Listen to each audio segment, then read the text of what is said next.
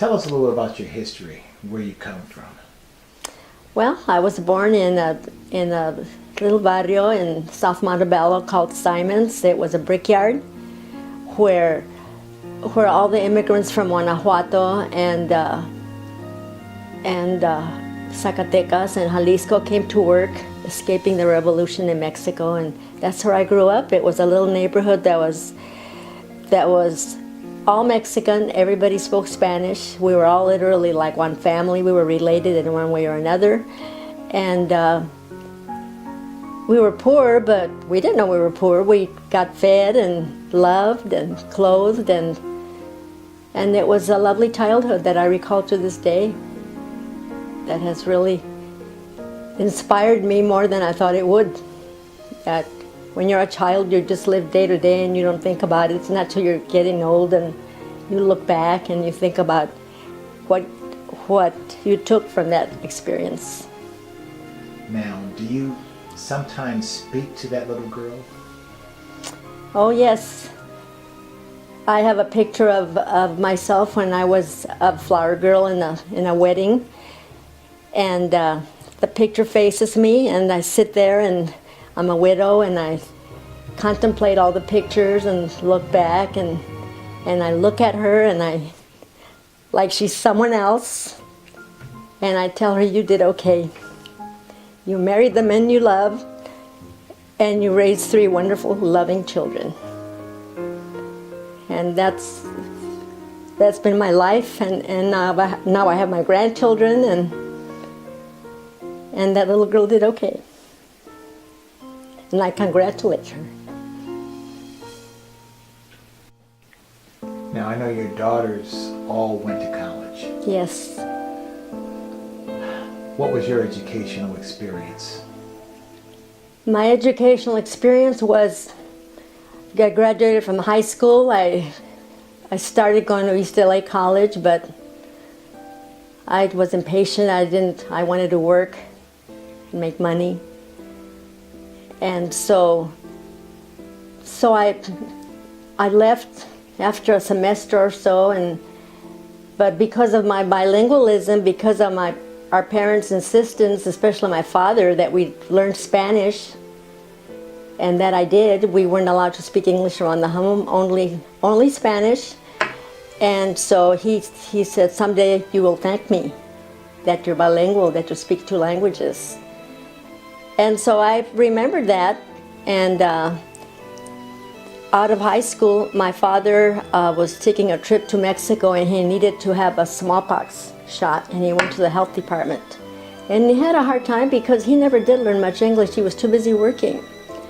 So he came home and he told me, Rosa Maria, you have to go work for the health department because they need people like you. They don't have anyone that speaks Spanish. And you speak beautiful Spanish and beautiful English, so you have to go work there. And of course, at that time, Latinos did not work in civil service. For some reason, we just weren't called upon. We were never exposed to it. And so I went knowing I would probably be rejected, and I took an exam and took an interview, and literally the departments were fighting over me because I spoke Spanish. And because of that, I was hired almost immediately, and I never had to do any clerical, the humdrum things. I never did any of that because I was so busy translating and interpreting for the doctors. And that became the rest of my career. And so that I also instilled in my children, although I didn't do a good job, to speak Spanish because it's so valuable. Not just for your career, but for your personality. Those are your roots. And my daughter Monica is teaching her child to speak Spanish, and my other daughters are also making an effort. And my granddaughter Daniela is fluent in Spanish. So that's how I started, and it doesn't work as well anymore because you need a college education. But speaking Spanish is only icing on the cake. You're a lot more valuable, especially now. So, and of course education, well, you pick it up here and there, growing up. How did you meet your husband?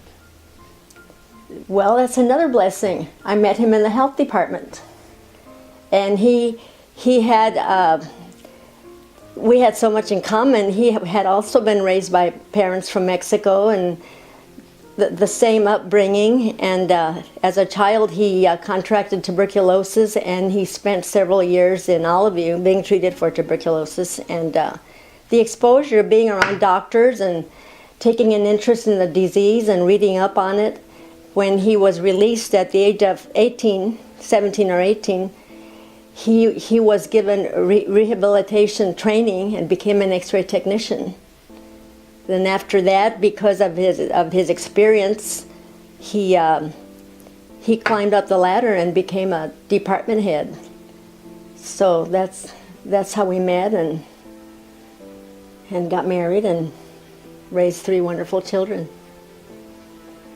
Now, the term Chicana, do you identify with those terms? Well, when it first began, I didn't like it, and I think it's because being taught so strictly to speak Spanish and not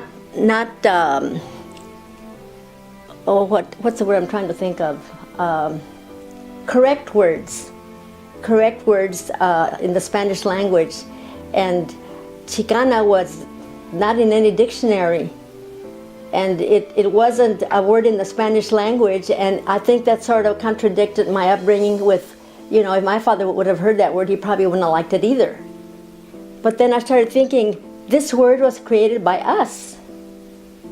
It was for our self-identity, so then I started understanding why that word was born. And yeah, definitely. I'm definitely a senior citizen Chicana. Now, when it comes to social issues, I noticed a lot of political commendations here in the house. I take it that you and your husband were very socially active during the 60s and 70s. Is there a moment during that period that stands out to you that you'll never forget? Oh, there are so many. I was busy raising children, but my husband was busy out there helping the Hispanic community get better health care, trying to get clinics opened, crossing the border and helping Mexico. He became friends with many people in the hospital community, and he would literally ask them for their discards so he could have them sent to Mexico, such as ambulances, medical equipment. I mean, there are countless of things that stand out that my husband did. And not just for LA County, he became a member of the Health Facilities Commission appointed by Jerry Brown. And he was on the board of numerous hospitals and health associated departments, and every day of his life he was out there doing something to help the community. And I'm very proud of him. These are only part of the commendations. There's many more that aren't there. After he passed away, I got numerous letters from strangers, young people mostly, that had come to him for help and had gotten letters of recommendation, had been referred to medical schools, or just he helped them in so many ways, and I never even knew about it. Now, this whole interview, your eyes have been very glassy. Well, because it makes me, what's the word I used? Weepy? Weepy.